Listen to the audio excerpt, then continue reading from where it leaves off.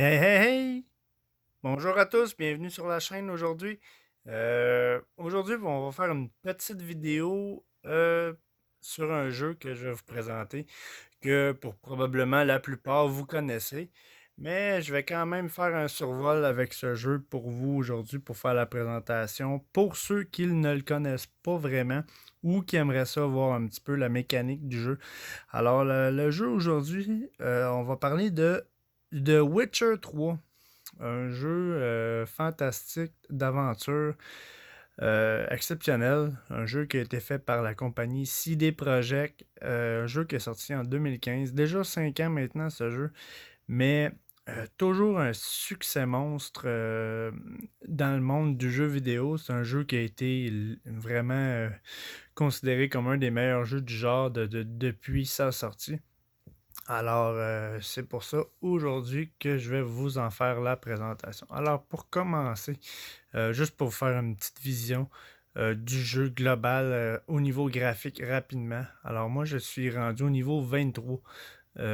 Juste pour faire une petite vision là, de ce que ça peut avoir de l'air au niveau graphisme, ça y va avec ceci. Alors, c'est extrêmement beau comme jeu, un jeu vraiment impressionnant au niveau de la jouabilité, au niveau du gameplay. Même, je vous dirais, là, il y a tellement de choses à faire dans ce jeu que on peut s'en perdre un peu là, des fois. Là. Euh, mais un jeu que je suggère fortement à tous les joueurs ou joueuses de ce genre de jeu-là. Euh, alors, ça va comme si je vais vous montrer le menu pour qu'on puisse se retrouver quand même assez facilement dans ce jeu-là. On va aller commencer par la carte du monde. Alors, la carte du monde, en fait, c'est une très grande carte. Vous avez plusieurs zones que vous pouvez aller. Bien évidemment, c'est un open world, ce jeu. Un jeu où vous avez une multitude d'endroits à visiter dans ces maps-là. En fait, vous avez une multitude de points d'interrogation qui sont des lieux à visiter qui vous permettent justement d'avoir du loot ou des missions secondaires ou ces choses-là.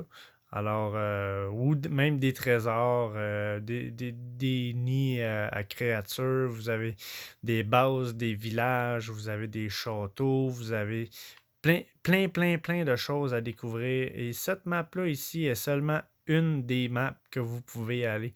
Si je retourne, vous voyez dans le coin ici, c'est marqué carte du monde. Je vais peser sur Y. Ici, c'est la carte du monde. Alors, vous avez accès à toutes ces zones-là ici auxquelles vous pouvez aller. Et je vais vous donner un autre exemple de map. On va aller dans Valenne, juste ici.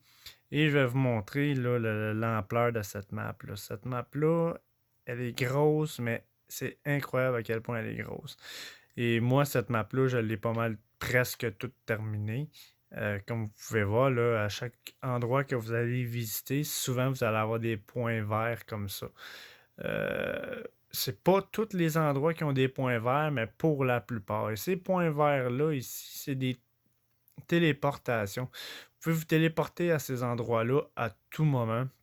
Parce que la map est extrêmement vaste, alors toujours faire le tour, ça peut être long et très ardu des fois. Alors c'est pourquoi ici, vous pouvez justement vous déplacer rapidement par les portails. Vous avez également des bateaux que vous pouvez utiliser pour aller sur la mer et les lacs, ces choses-là, parce que vous avez beaucoup d'endroits aussi à découvrir dans ces lieux-là. Alors, vraiment très vaste. Moi, je commence le jeu, comme je vous disais, je suis niveau 23. Mais tu sais, là, si on continue à rouvrir les cartes, là, il y a beaucoup d'endroits à visiter. Alors, pour la carte du monde, c'est à peu près ce que j'ai à dire. Sinon, ensuite de ça, on va aller dans l'onglet Quête.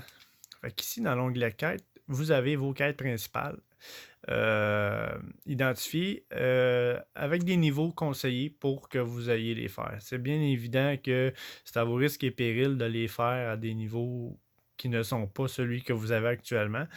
Comme vous voyez, moi ici, j'ai des quêtes là, au niveau 34, 32 et je suis seulement 23. Alors, je suis pas vraiment grillé pour aller jouer dans ces zones-là encore. Mais il y a possibilité de. Moi, j'ai acheté le jeu qui est la version Game of the Year. Alors, cette version-ci me donne deux expansions exclusives au jeu. Et c'est un jeu qui rajoute facilement là, par expansion 45 à 50 heures, si c'est pas plus par expansion. Et c'est un jeu qui, à la base, est également extrêmement long. Alors, vous en avez pour votre argent avec ce jeu-là. Pour ceux qui aiment le genre, vous n'allez pas être déçus. Alors, quête principale ici. Ensuite de ça, si je clique sur quête secondaire, vous avez une multitude de quêtes secondaires que vous allez pouvoir trouver là, à force de vous aventurer dans cette map-là.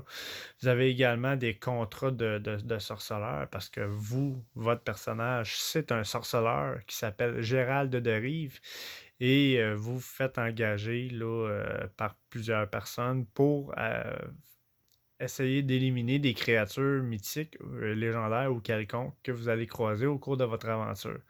Bien évidemment, pour le même principe, vous avez des niveaux conseillés pour faire ces quêtes-là.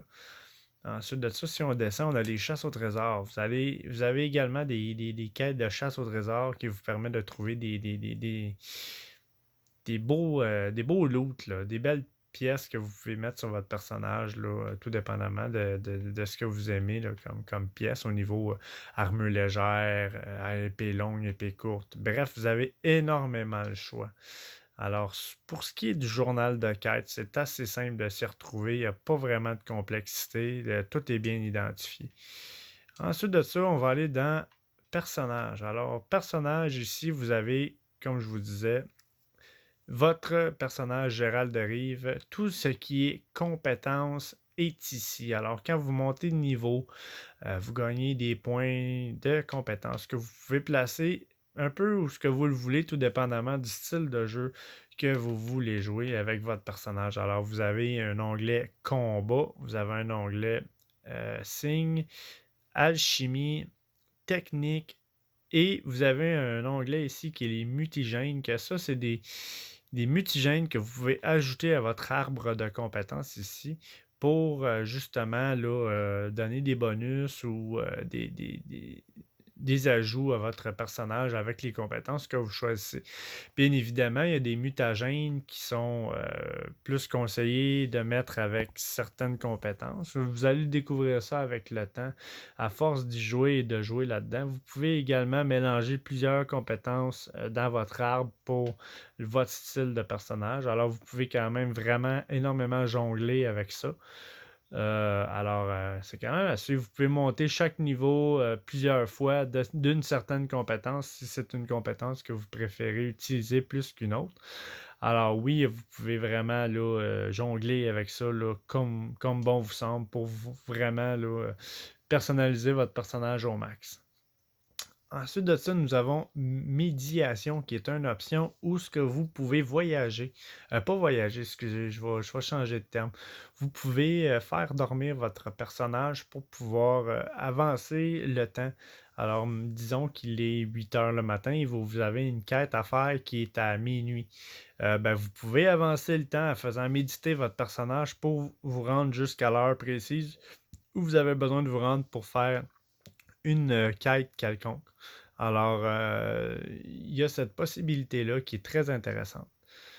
Sinon, ici, on a le glossaire. Glossaire, c'est comme un peu votre dictionnaire pour le jeu. C'est un endroit où vous pouvez aller chercher toutes les informations possibles que vous voulez avoir sur toutes les créatures que vous allez affronter au courant de votre aventure. Et bien évidemment, pour débloquer l'information de la créature en tant que telle, vous devez au moins l'avoir affronté une fois. Sinon, malheureusement, vous n'aurez pas les informations requises pour certaines créatures. Mais ça, avec le temps, vous allez voir, c'est assez simple. À chaque fois que vous affrontez quelque chose de nouveau, vous allez dans Bestial. Si vous voulez lire sur cette créature-là, si vous êtes intéressé à apprendre à savoir qu'est-ce qu'il y a à savoir sur cette créature-là, au niveau de tout ce qui est vulnérabilité pour cette créature-là, vous avez le choix de pouvoir lire qu'est-ce qui est bon et qu'est-ce qui est moins bon pour utiliser comme pouvoir ou comme ressource quelconque pour affronter ces créatures-là. Comme vous pouvez le voir, à chaque créature dans le bas, vous avez un onglet qui est marqué vulnérable. Alors, vous pouvez voir là-dessus là, exactement tout ce que ça vous prend ou tout ce qui est le plus efficace pour affronter certaines créatures. Alors, oui, c'est vraiment très, très, très intéressant des fois d'en savoir plus, puis ça vous permet aussi peut-être de faire quelques changements sur votre personnage des fois pour pouvoir améliorer ça. Alors, ici, vous avez accès aux informations de toutes les créatures que vous allez affronter. Je n'en ferai pas tout au complet parce qu'il y en a quand même beaucoup. Vous avez l'onglet dictatiel ici où ce que vous avez accès justement à toutes les informations requises qui vous explique comment faire la plupart des choses dans le jeu. Tout ce qui est alchimie, armes, bateaux, bombes, chevaux, toutes les manipulations possibles pour le jeu que vous n'êtes pas nécessairement sûr à 100%. Vous pouvez retourner à cet endroit-là pour voir tout ce que vous avez besoin de savoir comme information pour la jouabilité. Maintenant, personnage.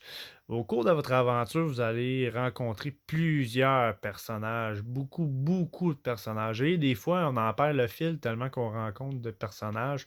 C'est pourquoi ici, vous avez la possibilité d'aller lire des informations sur tous les personnages que vous allez rencontrer. Pour ceux qui jouent vraiment le jeu pour l'histoire et qui vont s'intéresser à ça, il y a possibilité d'avoir vraiment toute la biographie de chaque personnage pour pouvoir vous faire une idée là, de quel type de personnage que vous allez rencontrer, si c'est quelque chose qui vous intéresse. Bref.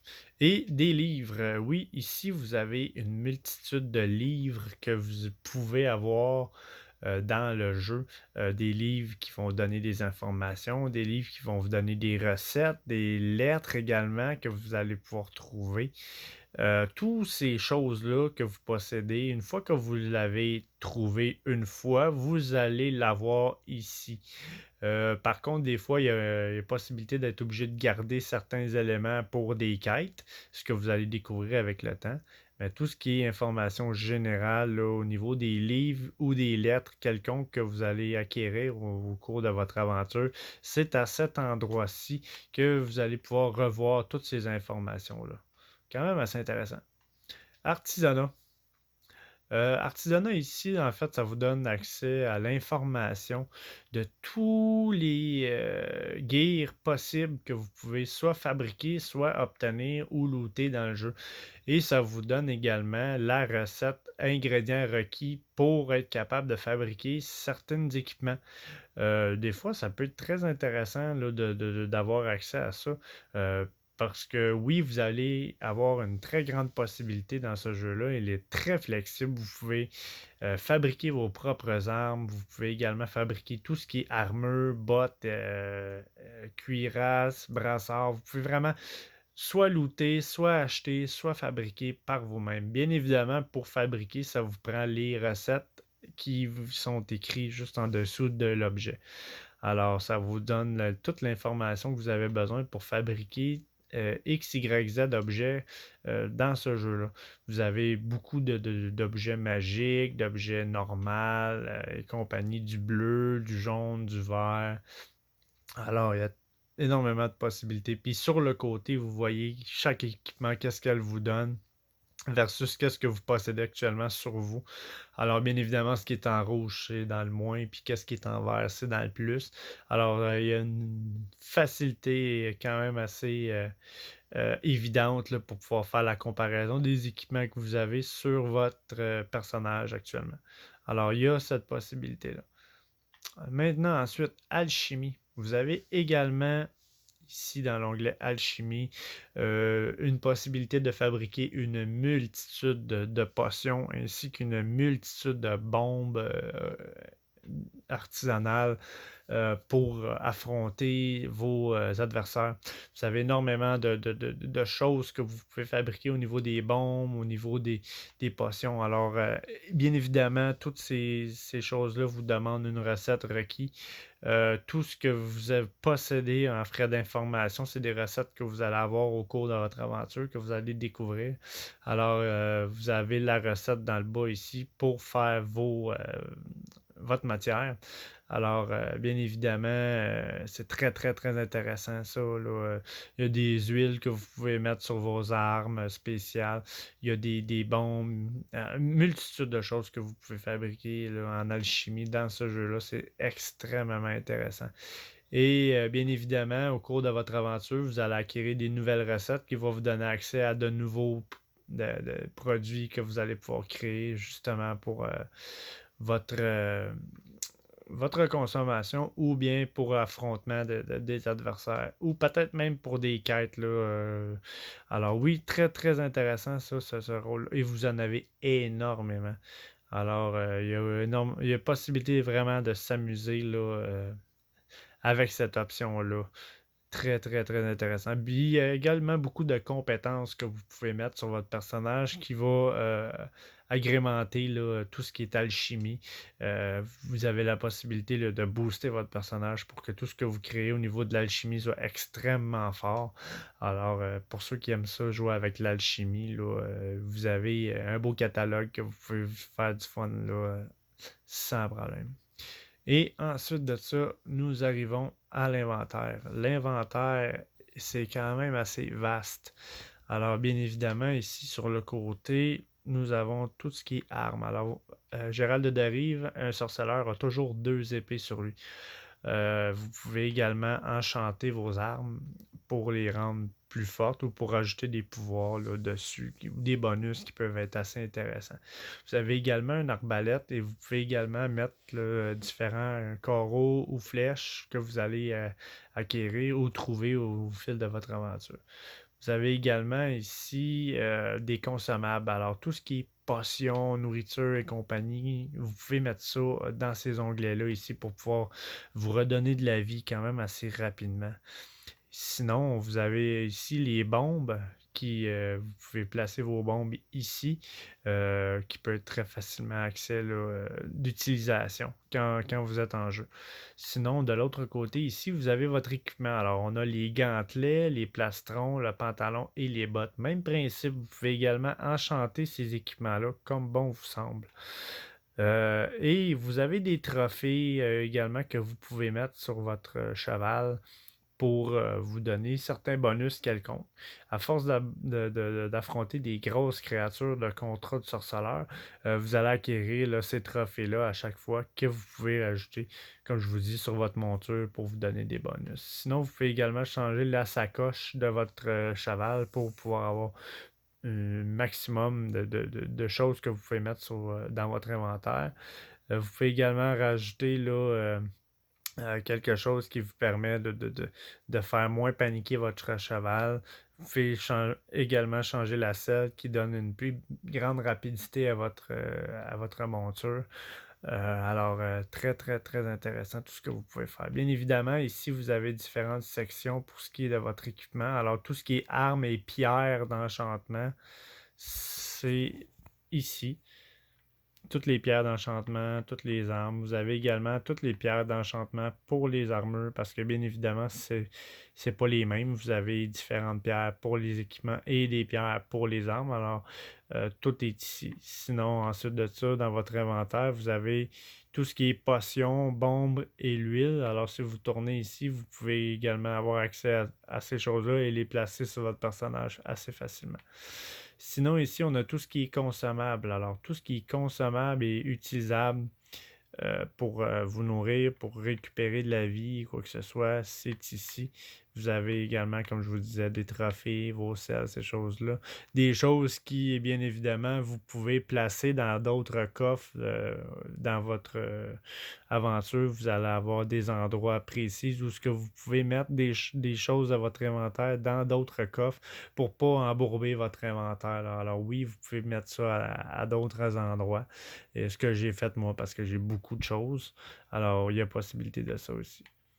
Ici, c'est des objets de quête. Alors, tout ce qui est objet de quête que vous avez besoin pour terminer certaines, soit de quêtes annexes ou quêtes principales, est ici. Alors, les clés, les amulettes, ces choses-là, des lettres spéciales, des choses que vous allez avoir besoin au cours de votre aventure, que vous allez trouver ou acquérir, et c'est des objets que vous allez avoir besoin d'utiliser pour certaines quêtes.